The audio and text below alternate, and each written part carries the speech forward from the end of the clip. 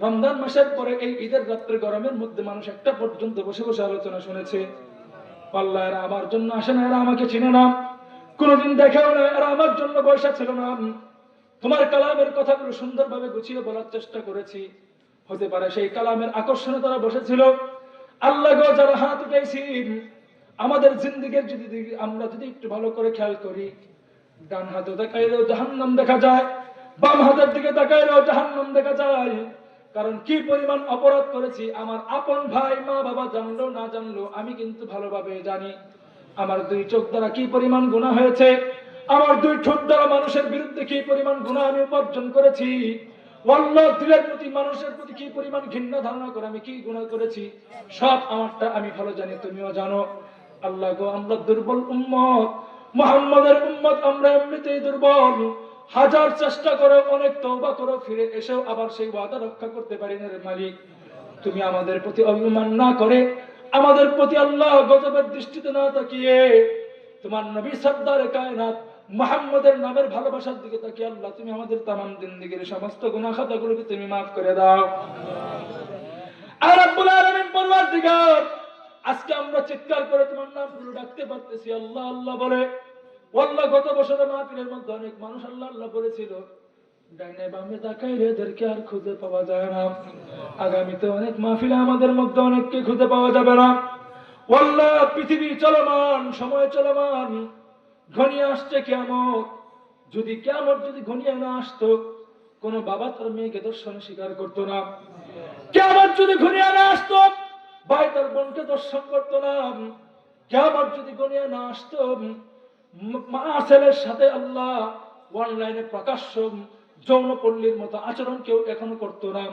আল্লাহ, কিয়ামত অতি সন্নিকটে আসতেছে বোঝা যায়, কিন্তু আল্লাহ এর মধ্যে আমরা কিছু গুনাহগার তোমার কাছে ফরিয়াদ করতেছি।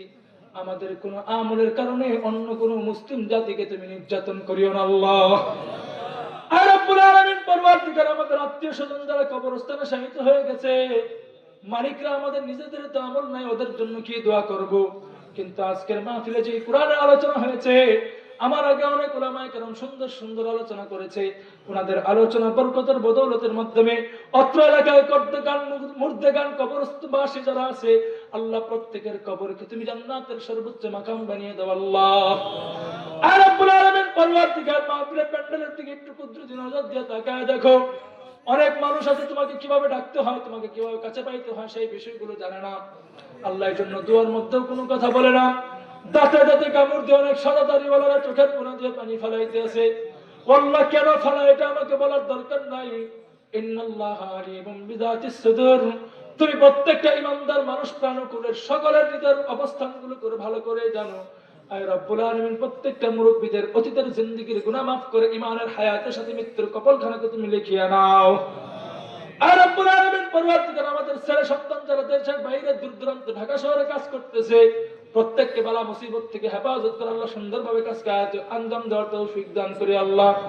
আজকের মাহফিলের আয়োজক বৃন্দ, উলামায়ে কেরাম যারা কমিটি আছে, এত সুন্দর আলোচনা ব্যবস্থা করে দিয়েছে আল্লাহ, তাদের এই আমলের বিনিময়ে, এই কাজের বিনিময়ে আল্লাহ তাদের কপালে যদি কোনো আপদ বিপদ লেখা থাকে আল্লাহ কুদরতি হাত দ্বারা উঠায় নিও।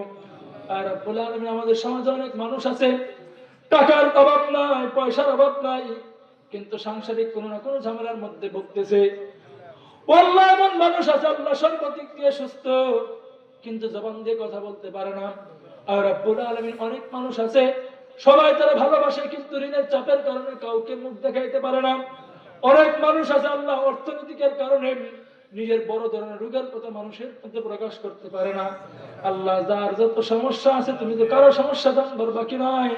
প্রত্যেকের সমস্যাগুলো আল্লাহ তুমি আজকের মাহফিলকে উসিলা করে জিন্দেগি থেকে এই সমস্যাগুলো হটায় দাও আল্লাহ।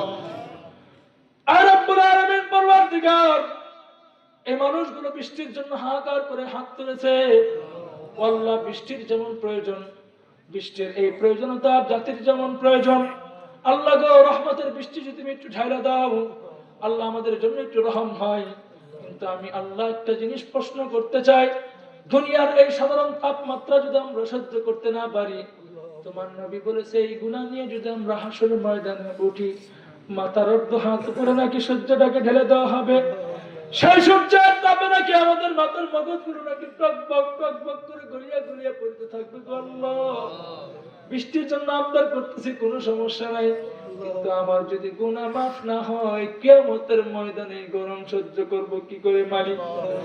আর রব্বুল আলামিন আমাদের সাথে অভিমান না করে, মালিক রে দয়া করে তোর রহমান নামের উসিলা করে আল্লাহ তুমি আমাদের तमाम জিন্দেগীর সমস্ত গুনাহ খাতাগুলোকে মাফ করিয়া দাও। এলাকার মধ্যে অনেক ডেলিভারি মহিলারা আছে গর্ভবতী, আল্লাহ তাদের গর্ভপাতকে সহজ করে দাও। অনেক মহিলারা অসুস্থ আছে, আল্লাহ তাদের অসুস্থতাকে দূর করিয়া দাও। আয় রব্বুল আলামিন, যে যে সমস্যার মধ্যে আছে না কেন প্রত্যেকের সমস্যাগুলোকে আল্লাহ তুমি দূর করিয়া দাও। দিন শেষে একটা কথা বলতে চাই, আজকের মাহফিলগুলোকে তুমি কবুল মঞ্জুর করে নাও। আয় রব্বুল আলামিন, আমার সাথে যারা আমিন আমিন বলতেছে তাদের আমিনের উসিলায় আল্লাহ ফিলিস্তিন গাজা মুসলমানদের অত্যাচারকে তুমি বন্ধ করিয়া দাও। সাল্লাল্লাহু আলা আলিহি ওয়া আসহাবিহি আজমাইন ওয়া আখিরি মাউতিনা ইনদাল কালিমাতি লা ইলাহা ইল্লাল্লাহু মুহাম্মাদুর রাসূলুল্লাহ। আসসালামু আলাইকুম।